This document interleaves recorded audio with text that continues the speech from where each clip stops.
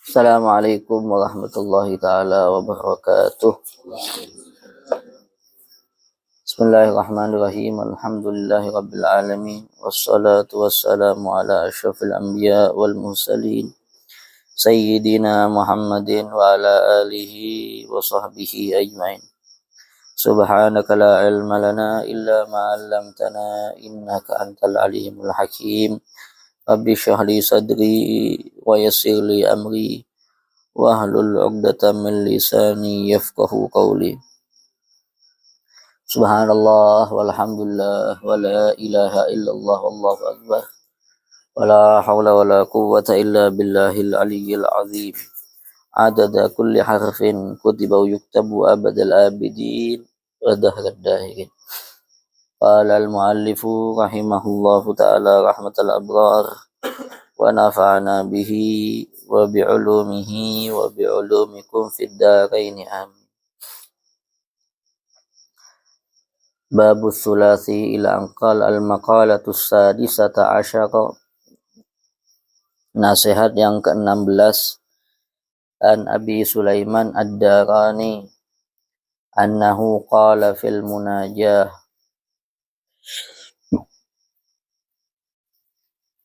Dari Al-Imam Abu Sulaiman Ad-Darani bahwasanya beliau berkata dalam munajatnya beliau kepada Allah, Ilahi, wahai Tuhanku, la in talabtani bi dzambi, jikalau engkau menuntut aku akan dosaku, lau tallibannaka bi afwika, maka aku akan menuntut engkau akan ampunanmu.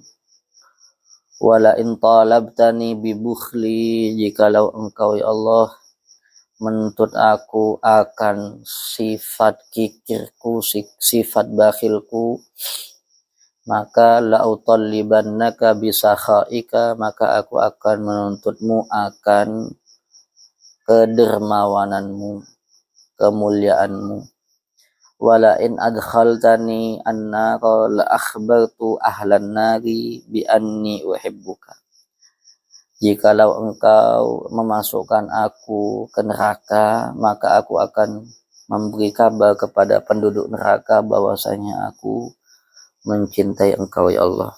Yang sama-sama kita muliakan, yang sama-sama kita hormati segenap orang tua kita bersama, wabil khusus Sayyidi Al-Am Habib Muhammad bin Ali bin Zain Babud, wal Habib Alawi bin Ali bin Zain Babud, wal Habib Abdullah Al-Haddar, Habib Salim Babud, wal Habib Syauqi Babud, segenap para asatidzah hadirin yang sama-sama kita muliakan. Alhamdulillah, tsumma alhamdulillah, kita bersyukur kehadirat Allah Subhanahu wa taala atas semua nikmat yang telah Allah berikan kepada kita, di antaranya nikmat sehat wal afiyah, nikmat taufik dan hidayah.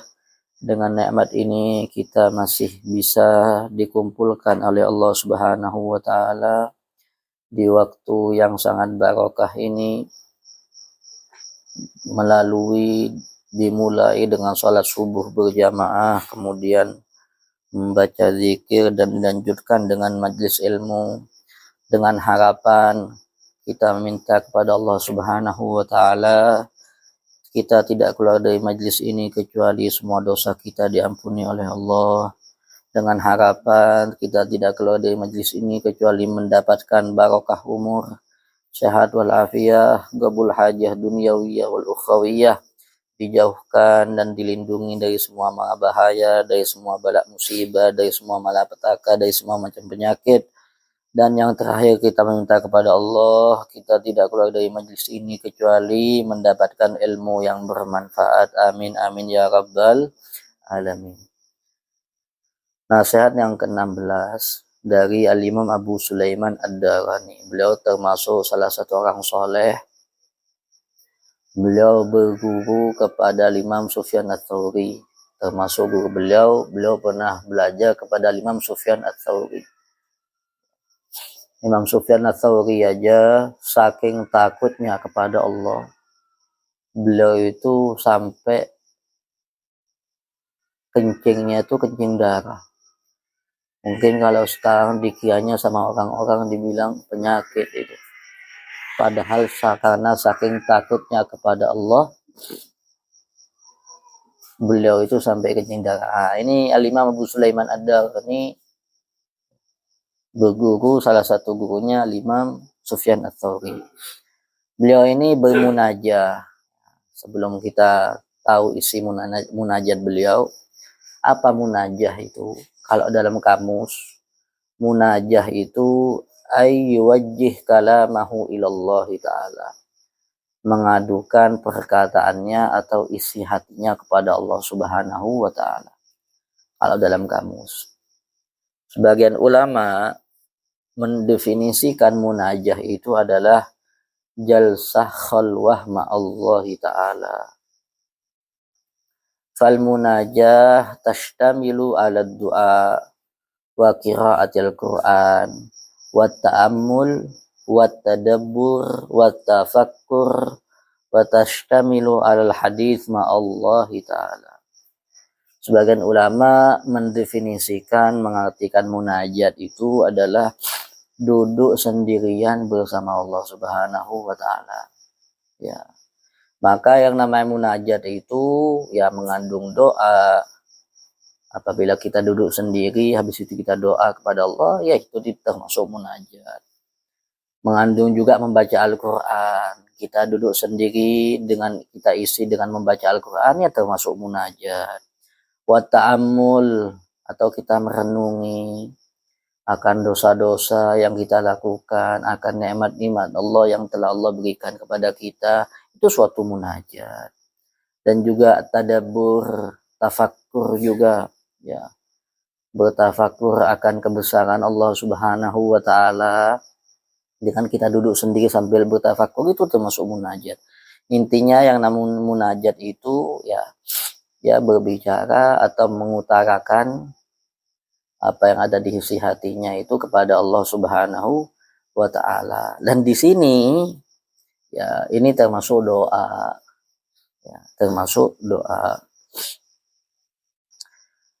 Doa itu sendiri, ya, Rasulullah SAW bersabda, inna du'a huwal ibadah. Doa itu adalah ibadah.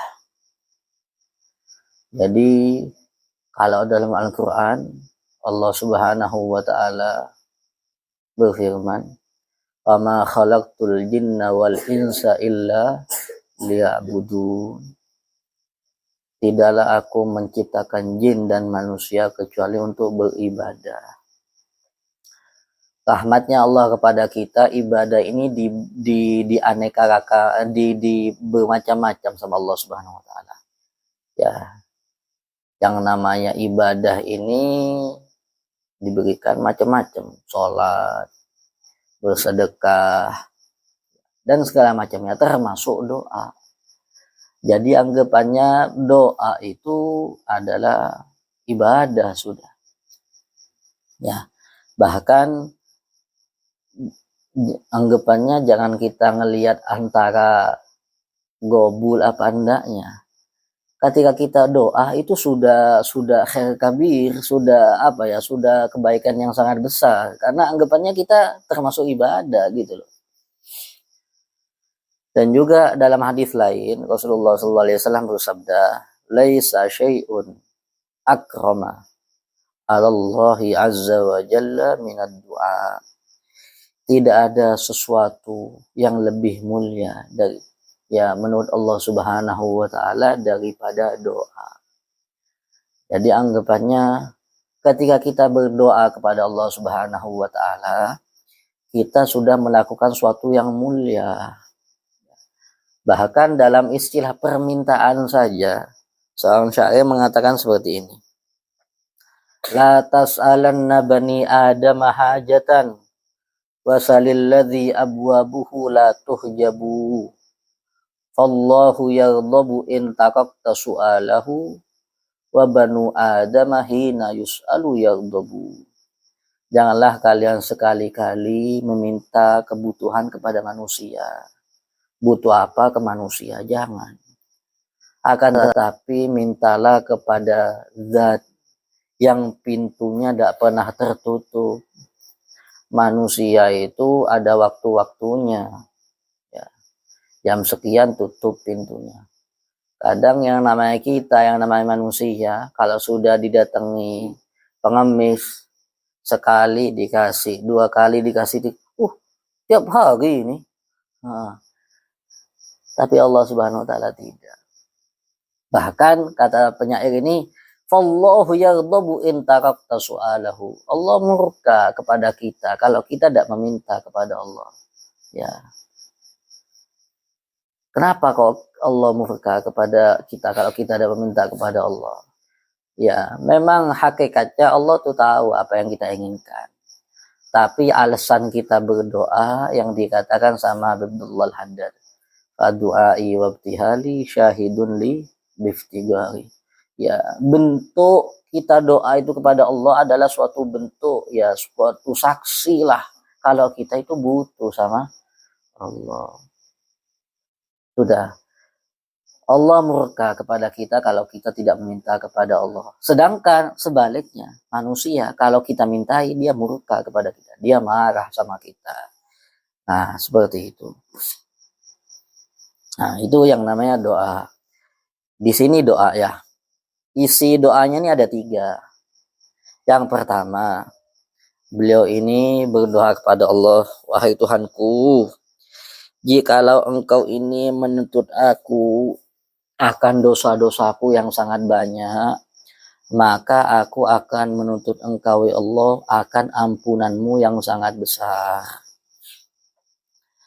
Dalam istilah dosa dan ampunan ini,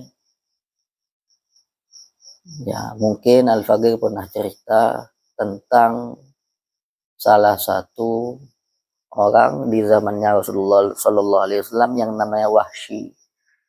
Beliau ini ya bisa dikatakan semua dosa pernah beliau lakukan, bahkan termasuk yang membunuh pamannya Rasulullah Sayyidina Hamzah adalah Wahsy.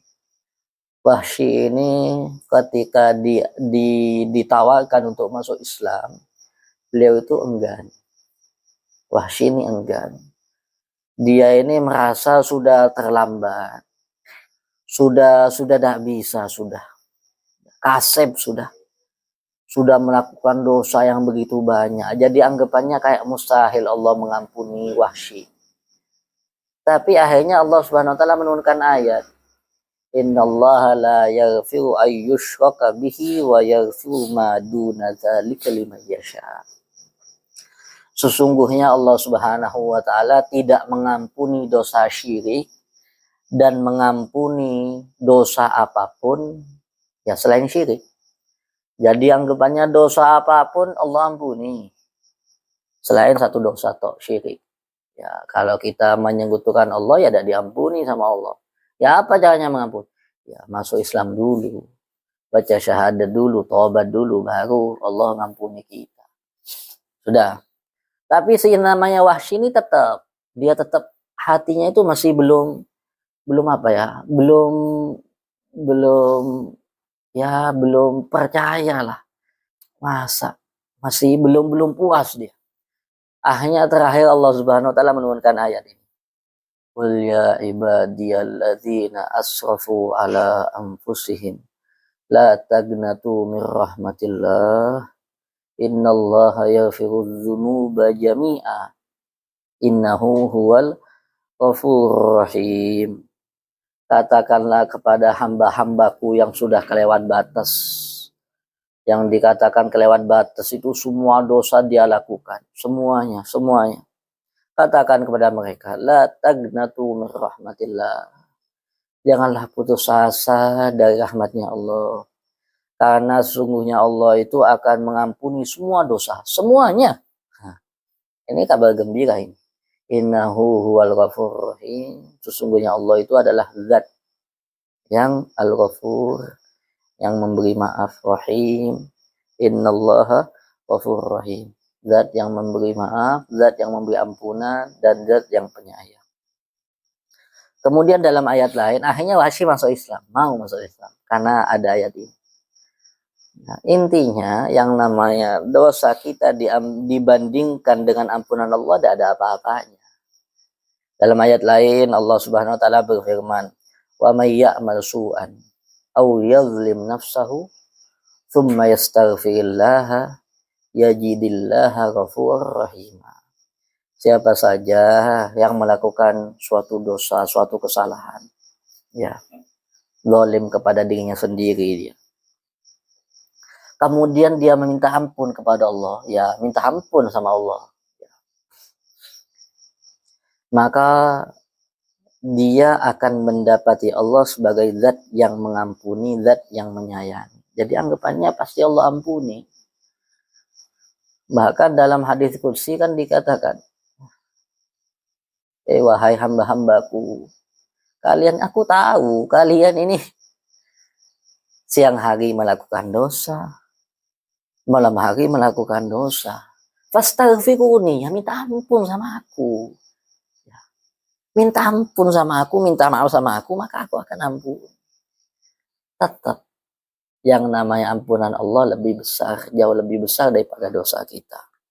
Bahkan dalam hadis Rasulullah SAW pernah menjelaskan, disebutkan dalam kitab Ihya ini. Rasulullah SAW pernah bersabda, "Idza jatama ahlun nar finnar, wa man sya'allahu ma'ahum min ahlil qiblah, qala al-kuffar lil muslimin, alam takunu muslimin? Qalu bala, fayaqulun, ma arna ankum islamukum, idh antum ma'ana finnar. Fayaqulun, kanat lana dhunubun, fa'akhadhana biha. Fayasma'ullahu azza wa jalla ma qalu, fayamuru bi ikhraji man finnari min ahlil qiblah, fayukhrajun. Faidza ra'a dzalika al-kuffar qalu ya laitana kunna muslimin fanukhraj kama ukhriju." Tsumma qara'a Rasulullah sallallahu alaihi wasallam, "Rubama yawaddu alladhina kafaru law kanu muslimin." Dalam hadis Rasulullah sallallahu alaihi wasallam menjelaskan, ketika penduduk ahli neraka berkumpul satu sama lain, berkumpul jadi satu, ya, dan termasuk yang masuk neraka nanti orang-orang yang min ahlil qiblah, yang iman sama Allah, ya, iman kepada Allah tapi masuk neraka. Kemudian orang kafir mengatakan seperti ini kepada orang Islam itu, alam takunu muslimin, bukannya kalian ini dulu di dunia ini Islam ya, kok bisa di neraka? Anggapannya kayak gitu. Qalu bala, iya, kita ya di dunia dulu Islam. Kemudian si orang kafir mengatakan, ma'arna angkum islamukum, tidak guna berarti Islam kalian itu di dunia. Kalau ujung-ujungnya kalian juga masuk neraka, tidak ada gunanya berarti. Hanya yang namanya orang Islam ini mengatakan seperti ini. Iya, kita ini masuk neraka karena kita di dunia itu pernah sempat melakukan dosa. Akhirnya Allah menyiksa kita karena sebab dosa ini. Allah membersihkan kita dari dosa, ya dimasukkan neraka ini. Jadi anggapannya masuk neraka karena masih ada kotorannya, dicuci dulu yang bersih. Akhirnya ketika Allah Subhanahu wa taala mendengarkan apa yang mereka ucapkan, Allah Subhanahu wa taala mengatakan kepada malaikat, keluarkan orang-orang yang iman kepadaku itu. Keluarkan semuanya dari api neraka. Akhirnya ketika orang-orang kafir melihat orang-orang Islam dikeluarkan dari api neraka, mereka mengatakan seperti ini, andaikan kita ya dulu di dunia itu Islam, sehingga kita dikeluarkan dari api neraka ini, sebagaimana mereka dikeluarkan. Kemudian Rasulullah SAW membaca ayat, "Rubama yawaddul ladzina kafaru law kanu muslimin." Seringkali orang-orang kafir nanti di akhirat itu mengatakan, ya menyesal dia, law kanu muslimin, andaikan ya mereka masuk Islam, andaikan kita masuk Islam, andaikan kita masuk Islam. Hanya penyesalan saja, kasep sudah. Kemudian ya intinya ya itu tadi ya, Ampunan Allah itu jauh lebih besar daripada dosa kita. Dan hal itu ya karena Allah sangat sayang, sangat ya belas kasih kepada kita. Dalam hadis Rasulullah SAW bersabda seperti ini. Lallahu arham bi abdihil mu'min minal walidah asyaqiqah bi waladiha. Sungguh Allah jauh lebih sayang kepada hambanya yang mukmin daripada seorang ibu kepada anaknya. Jauh lebih sayang Allah kepada kita daripada ibu kepada kita. Jauh. Dalam hadis lain, Rasulullah SAW pernah bersabda seperti ini. Aradoli Jibril fi janibil harrah faqal bashir ummatak annahu man mata la yushrik billahi syai'a dakhalal jannah. Fakultu ya Jibril wa in saqaq wa in zana qala na'am wa in saqaq wa in zana. Qultu wa in saqaq wa in zana qala wa in saqaq wa in zana. Qultu wa in saqaq wa in zana qal wa in saqaq wa in zana wa in syaribal khamr. Dalam hadis Rasulullah SAW pernah bersabda, pernah Jibril itu mengutarakan kepadaku suatu ungkapan ya dalam suatu tempat mengatakan seperti ini, wahai Muhammad, ya wahai Rasul, berikanlah kabar gembira kepada umatmu bahwasanya siapa saja yang meninggal dunia dia tidak syirik kepada Allah, tidak menyekutukan Allah, pasti dia akan masuk surga, pasti. Hanya Rasulullah SAW mengatakan kepada malaikat Jibril, wahai Jibril, walaupun dia itu seorang pencuri, walaupun dia itu penzina, malaikat Jibril mengatakan, iya, walaupun dia pencuri, walaupun dia berzina. Diulangi lagi sama Rasulullah. Saking tidak percayanya Rasulullah itu, diulangi lagi. Walaupun dia mencuri, walaupun dia berzina. Iya, walaupun dia mencuri, walaupun dia berzina. Diulangi lagi sampai 3 kali sama Rasulullah. Hanya malaikat Jibril mengatakan, iya, walaupun dia mencuri, walaupun dia berzina, walaupun dia bahkan minum khamr, tetap akan masuk surga. Ya. Dalam hadis lain Rasulullah SAW menjelaskan kenapa kok kita ini pasti masuk surga. Ini Rasulullah SAW menjelaskan seperti ini. La yamutu rajulun muslim illa adkhalallahu ta'ala makanahun nar yahudiyan aw nasraniyan. Tidaklah seseorang dari orang Islam yang meninggal dunia kecuali Allah akan menggantikan tempatnya dia di neraka, yang digantikan siapa? Seorang yang Yahudi atau yang Nasrani. Jadi anggapannya kalau seumpamanya ada orang Islam yang masuk neraka, ketika dikeluarkan itu ada penggantinya. Yang menggantikan tempatnya orang Islam. Siapa yang menggantikan? Ima orang Yahudi, ima orang Nasrani itu tadi. Ya, kesimpulannya tetap yang namanya ampunan Allah jauh lebih besar daripada dosa kita. Dan ini yang ada di doa itu. Allahumma maghfiratuka awsa'u min dzunubina. Ya Allah, ampunan Engkau ya Allah jauh lebih luas daripada dosa kami. Hal ini yang dikatakan oleh Al-Imam Al-Busiri. Beliau memotivasi dirinya beliau sendiri mengatakan, ya nafsu la tagnati min zallatin azumat innal kaba'ira fil ghufrani kallamami. Wahai nafsuku, wahai jiwaku, janganlah kamu putus asa karena dosa yang sudah besar, karena dosa yang sudah banyak. Jangan. Kenapa? Karena yang namanya dosa yang besar itu dibandingkan dengan ampunan Allah sama seperti semut yang kecil.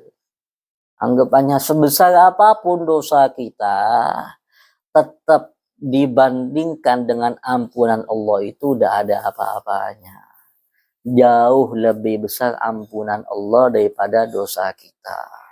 Nah, ini munajatnya beliau, ya Allah, kalau seumpama Engkau menuntut aku karena sebab dosaku, maka aku akan menuntut Engkau karena ampunanmu. Anggapannya itu, masa semua orang diampuni, hanya aku tidak dapat. Gitu loh. maka aku akan menuntut engkau. Kemudian yang kedua, isi munajat beliau, jikalau engkau ya Allah menuntut aku karena sikap bakhilku, maka aku akan menuntut engkau karena sikap dermawanmu.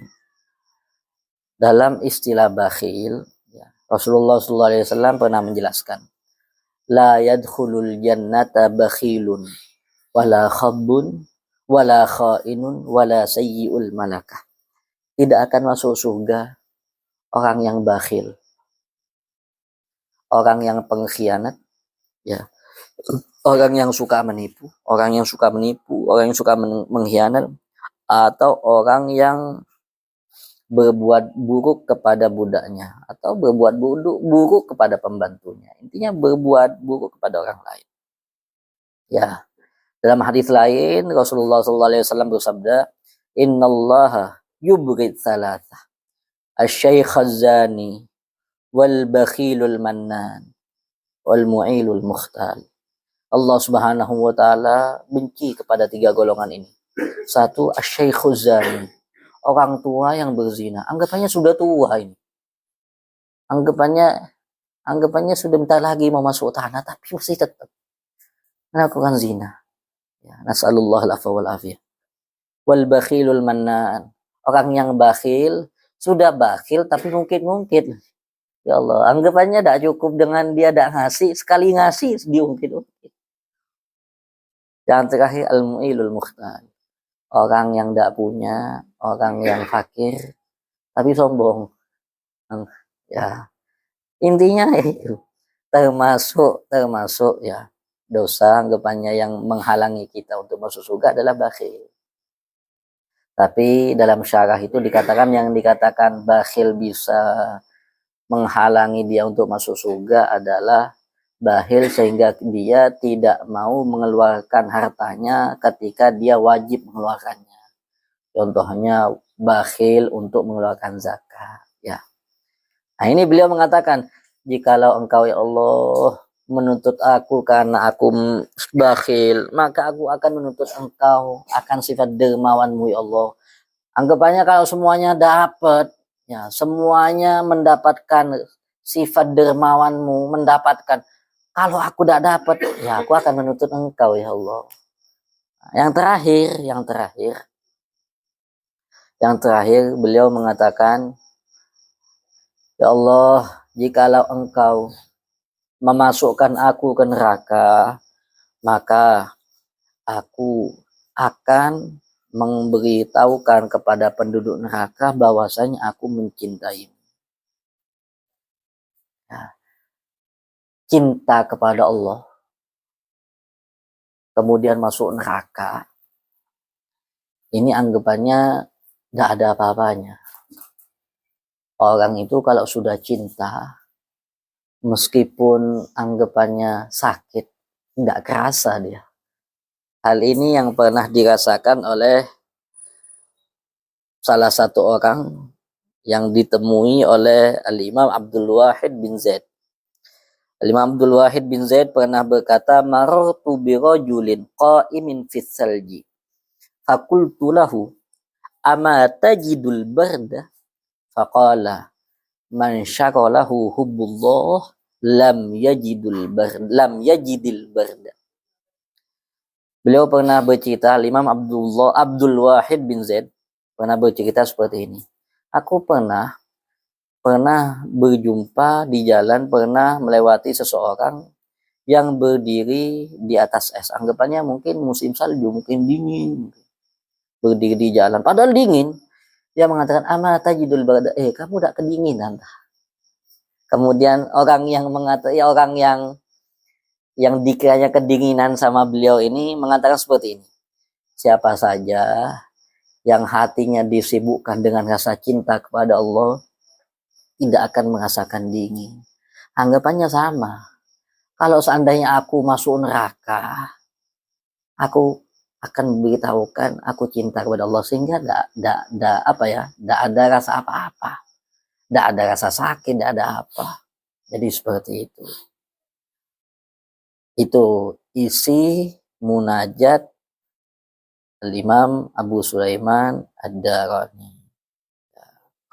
Intinya kalau sudah cinta sama Allah, meskipun zahirnya kayak ujian, tapi orang yang bersangkutan itu tidak merasakan dalam ujian karena mabuk cinta kepada Allah Subhanahu wa taala. Ya, mudah-mudahan yang sedikit ini bisa bermanfaat buat kita semuanya.